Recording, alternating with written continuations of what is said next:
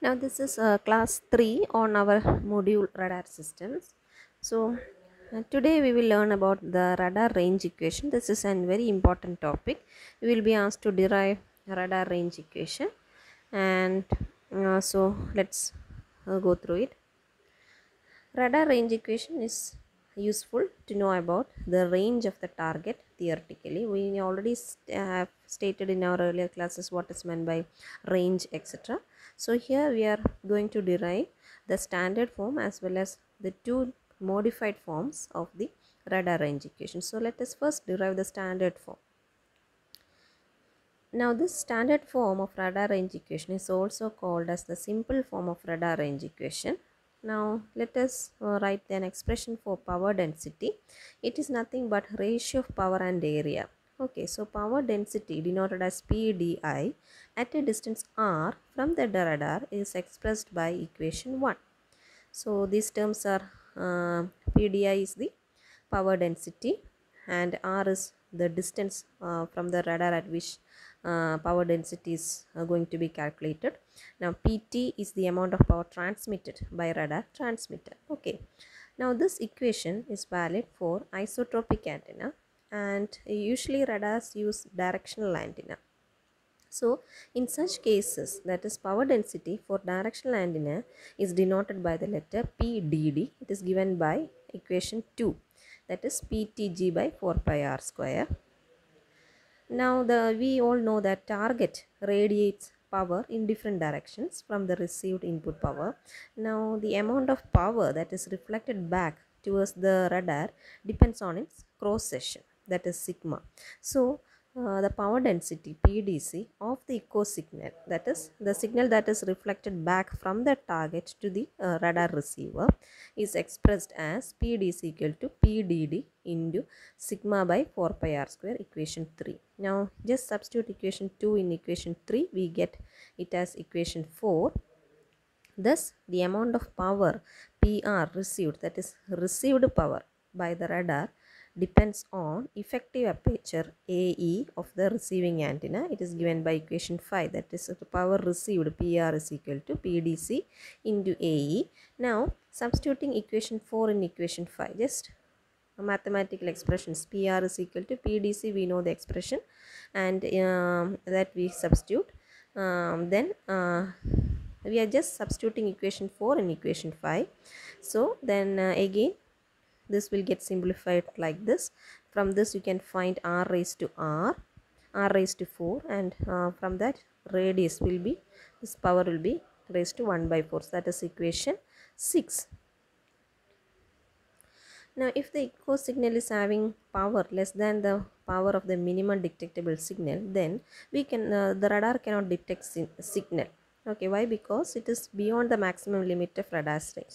So what we do is that the radar or the range of the radar is said to be maximum range when received echo signal is having power equal to that of minimum detectable signal. That is a very important statement.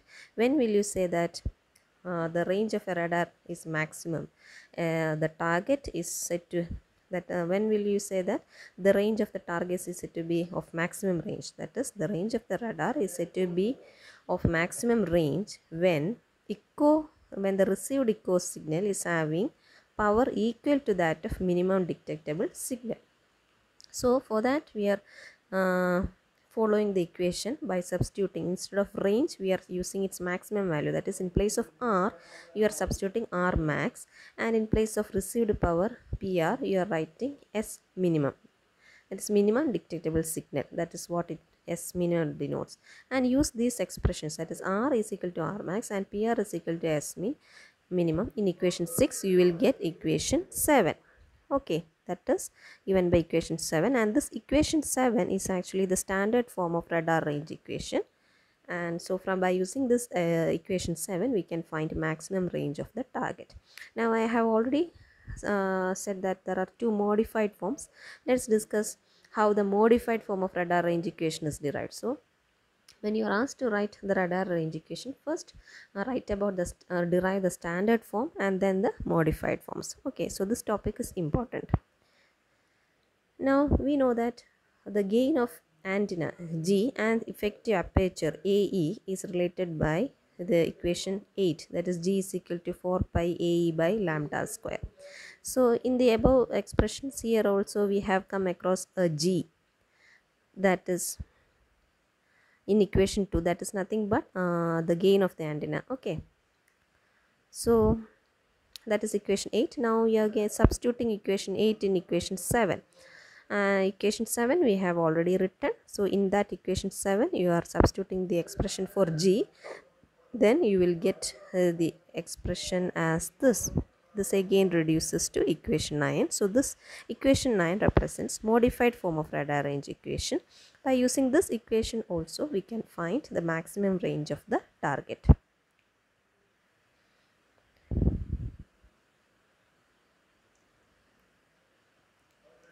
Now the relation between effective aperture A and the gain of directional antenna G can be obtained from equation 8 as this one. Okay, which is your equation 8, this one. Okay, from that we can obtain the expression from that. What is AE? It will be g lambda square by 4 pi, that is given in equation 10. Now you just substitute equation 10 in equation 7. Okay, on substituting like this you will get the expression as this one. So this is another modified form of radar range equation. So by using this equation also you can find the maximum range of the target. So the maximum range of the target can be obtained by using any one of the three equations, that is equation 7 which represents the standard form and equation 9 and 11 which represents the two modified forms. So you can derive, when you are asked to derive the radar range equation, first of all derive the standard form and then the two modified forms. So this is very easy to learn, and at the same time it is a very important topic of this session. Okay, so this is a standard form, they are giving it once again, and it's used for calculating maximum range of the radar.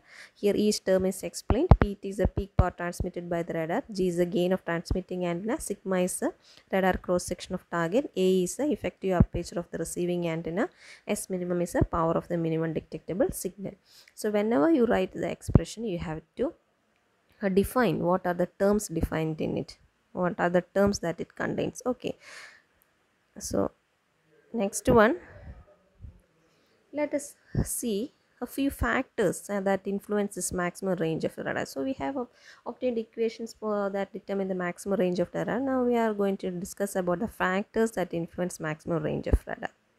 Now we know range is a distance from radar site to the target measured along the line of sight. Now the range of target is said to be maximum range when the received echo signal is having the power equal to that of the minimum detectable signal. I am repeating the same sentence because that we have already discussed. So this paragraph is very important, that is it defines what is range, and then it defines when you say that range of a target is said to be maximum. Okay, now let us see the factors influencing maximum range of radar. One is, this topic is also important. Okay, peak transmitted pulse power. So we have seen that from the radar range equation, maximum range is proportional to 1 by 4. We have seen that expression, right? 4th root of peak transmitted pulse power. So the peak power must be increased 16-fold because the power is 1 by 4, right? So all the other terms being constant, if a given maximum range is said to be doubled. Okay, so the peak power of a radar is its useful power, and the range increases with peak power. So if you double the peak power, that is doubling the peak power will increase the range capabilities by about 25%. Now another factor is the radar sensitivity. The more sensitive the receiver, the weaker will be the echo required to produce a target indication. Now when you increase the sensitivity of the receiver, the range at which a particular target can be detected will also be increased. So receiver sensitivity decides the minimum receivable power. When the minimum receivable power decreases, there will be an increase in transmitting power. So in order to minimize the receivable power, gain must be increased. So if you want to increase gain, noise at the input has to be reduced. Thus more the receiver sensitivity, greater will be the detection range. That is the outcome. That is, the more sensitive the receiver, greater will be the detection range. Now frequency, higher frequency of radar wave, greater will be the attenuation loss or power loss. Hence, we prefer lower radar frequencies for longer detection ranges. Next is pulse width. The wider the pulse, greater the average power output, or the greater will be the average power out. This results in a greater detection range of small targets. Next is pulse length. The longer the pulse length, greater will be the range capability of the radar because greater amount of energy is transmitted. Now gain and effective aperture of antenna.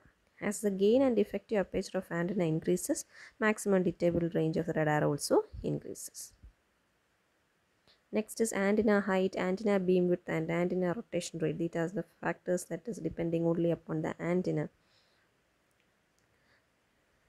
Now a narrow or more concentrated beam will have a great range capability. Okay, then now the distance to the radar horizon is approximately 1.25 times the antenna height. Then about the rotation rate, the slower the antenna rotates, greater will be the reliability of the detection at long range. Then this one, they have given some definitions, what is called hits per scan, etc., that you can read through. Then capture area of the antenna. Maximum range is proportional to square root of capture area of antenna and is directly proportional to its diameter if the wavelength remains constant. That is, doubling a given maximum radar system range is to double the effective diameter of the antenna. That is, when the diameter of antenna doubles, the maximum radar systems, the range will also get doubled. Then target size. Generally, larger the target, greater will be the range at which it can be detected. Then land, particularly high, then steep cliffs and etc. can be detected at a much greater range than any other type of target. Targets at high altitudes can be detected at a long range than those at low altitudes. So that is about target size. These are very simple, so I am not explaining, you can just read through. Then the last one is the pulse repetition rate. Then here a particular time interval has to be maintained between the pulses for an echo to return from the target located within the maximum range. Otherwise, what happens is that that is echo signal returning from more distant target will be blocked by the succeeding transmitting pulses. So a particular time interval has to be given between the successive pulses. Otherwise, they will get blocked by the succeeding transmitting pulses. Now this time interval that we allot determines the highest pulse repetition rate that can be used. Hence, pulse repetition rate must be high so that sufficient pulses will hit the target and enough echoes will be returned to the radar. This once again the radar range equation is given and all these terms are explained. Here we are concluding that the following conditions should be considered in order to get the range of radar maximum. Which are the factors? Peak power transmitted by the radar, PT, gain of the antenna that should be high, radar cross section should be high, effective aperture of the receiving antenna should be high, power of minimum detectable signal S minimum should be low. Okay, so this session or this particular class that deals about the radar range equation and the factors influencing the maximum radar range, everything that is taught in this particular class are very important, so please read through it. Okay, thank you.